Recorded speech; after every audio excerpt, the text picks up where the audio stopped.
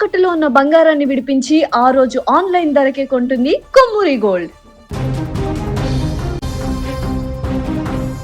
వెండితెరపై కోట్లాది మంది అభిమానాన్ని చూరగొన్న దళపతి విజయ్ ఇప్పుడు ప్రజానాయకుడిగా తన ప్రస్థానాన్ని మొదలుపెట్టాడు.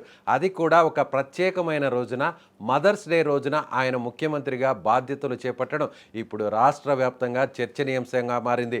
పదవిని చేపట్టిన కొద్దిసేపటికే తన తల్లికి పాదాభివందనం చేసి ఆమె ఆశీస్సులు తీసుకోవడం అందరినీ ఆకట్టుకుంది.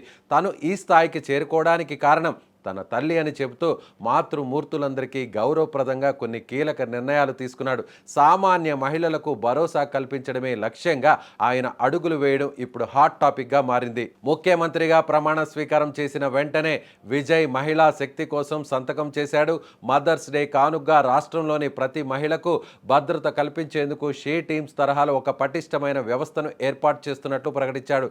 ఆడబిడ్డలు బయటకు వస్తే క్షేమంగా ఇంటికి చేరుకోవాలనే ఉద్దేశంతో ఈ ప్రత్యేక విభాగం పనిచేస్తుందని ఆయన స్పష్టం చేశాడు. వేధింపులకు తావు లేకుండా అత్యవసర సమయాల్లో మహిళలకు అండగా నిలిచేలా ఈ టీమ్స్ ఊరూరా పహారా కాస్తాయి. ఇది ఇలా ఉంటే మహిళల ఆర్థిక స్వేచ్ఛను దృష్టిలో ఉంచుకొని మరో అద్భుతమైన నిర్ణయం తీసుకున్నాడు. ప్రభుత్వ బస్సుల్లో మహిళలకు ఉచిత ప్రయాణాన్ని కల్పిస్తూ ఫైలుపై సంతకం చేశాడు.